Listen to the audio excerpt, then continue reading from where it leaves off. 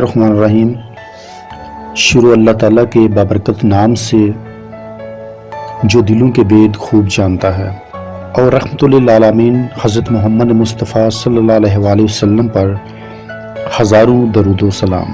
ناظرین، آج میں آپ کو دریائے چناب کے کنارے تباہ شدہ بستی چک پنیار کے بارے میں بتانے جا رہا ہوں۔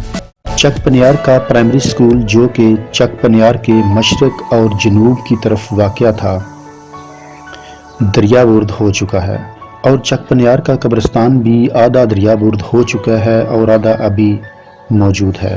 ویورز، چک پنیار کے باسیوں کی طرف تو گاؤں چک پنیار میں تقریباً 70 سے 80 گھر آباد تھے، جن میں زیادہ کی تعداد جٹ برادری سے تھا۔ گاؤں میں باقی قومیں مثلاً ترکھان، بٹی، انصاری اور درزی وغیرہ بھی شامل تھے۔ گاؤں میں کھجور، جامن اور بوڑ کے درخت اس وقت کا ثبوت ہیں کہ یہ کئی سال پرانا گاؤں تھا، اور اس چک پنیار میں تقریباً 3 گھر آباد ہیں جو کہ اپنی زمینوں کی کاشت کے سلسلے میں وہاں رہنے پر مجبور ہیں۔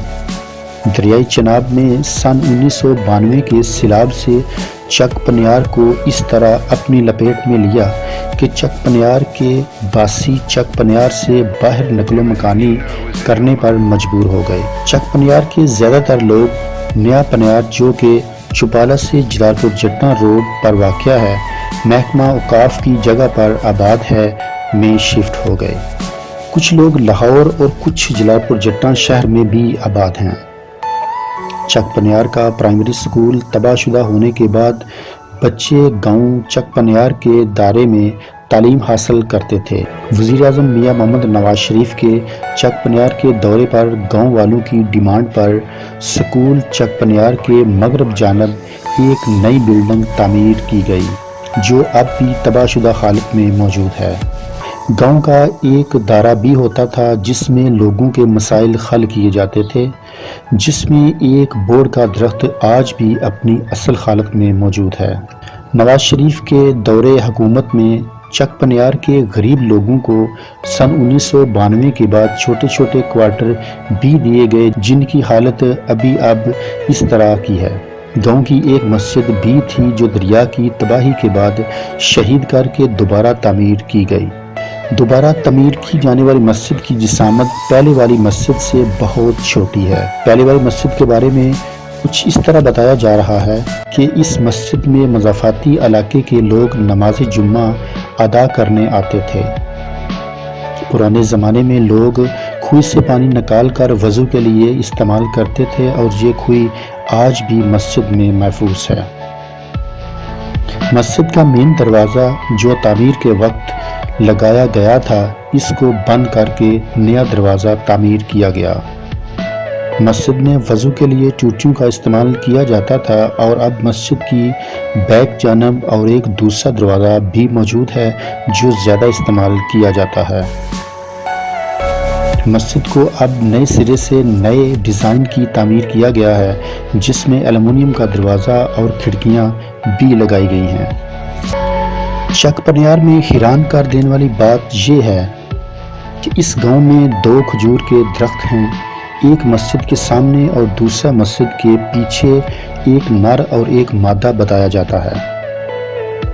مثلا ایک کھجور کے درخت پر پھل لگتا ہے جبکہ دوسرے درخت پر پھل نہیں لگتا، دونوں محفوظ ہیں۔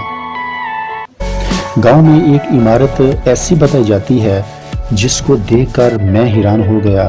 بتایا یہ گیا کہ یہ ایک سیاسی، سماجی، تعلیمی، ادبی اور معاشی شخصیت ڈاکٹر بشارت اسماعیل کے گھر کی عمارت ہے، جو چپالہ گاؤں میں مرکزی صحت ہسپتال میں کئی سال ڈاکٹر کے عہدے پر فائز رہے۔ بعد میں سول ہسپتال جلال پور جٹاں میں انچارج کے عہدے سے ترقی ہوئی اور اس عہدے سے ریٹائرمنٹ لی۔ سن 1992 کے بعد گاؤں میں بجلی کا بھی بندوبست کیا گیا۔ اب گاؤں میں بجلی تو ہے مگر بجلی استعمال کرنے والے نہیں ہیں۔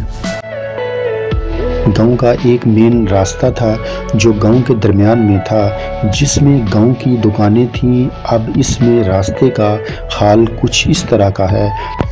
اب گاؤں کی حفاظت کے لیے گاؤں چک پنیار کے گرد گول تقریباً 10 فٹ کی بلندی تک مٹی کا بند باندھ دیا گیا ہے تاکہ دریا کے سیلاب کا پانی چک پنیار کو نقصان نہ پہنچا سکے۔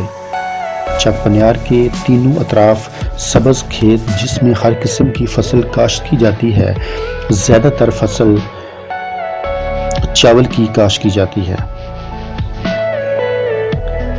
گاؤں چک پنیار کے درمیانی جانب پتھر اور مٹی کا بہت بڑا بند باندھ دیا گیا ہے جس کو ہم اپنی علاقائی زبان میں ٹھوکر کے نام سے پکارتے ہیں۔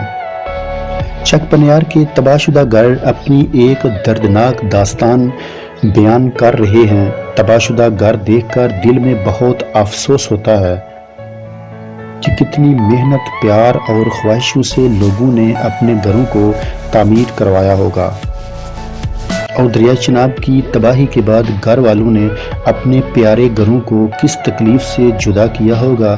اس تکلیف کا اندازہ ہم نہ بیان کر سکتے ہیں اور نہ محسوس، کیونکہ یہ وہی محسوس اور بیان کر سکتے ہیں جن پر گزری ہوگی۔ ناظرین، آخر میں آپ سے چھوٹی سی بات شیئر کرنا چاہتا ہوں کہ اپنوں کا اور اپنے ارد گرد رہنے والوں کا خیال رکھیں، کیونکہ ہر کوئی اپنے لیے جیتا ہے۔ مزہ تب آتا ہے جب آپ کسی دوسرے کے لیے جی رہے ہوں۔ اگر کوئی آپ کا اپنا ہے تو اس کو کھونا مت، کیونکہ اپنانے والے لوگ اس دنیا میں بہت کم ملتے ہیں۔ مزید انفارمیشن ویڈیوز دیکھنے کے لیے ہمارے اے نیوز چینل کو لائک، سبسکرائب اور بیل آئیکن کے بٹن کو کلک کریں۔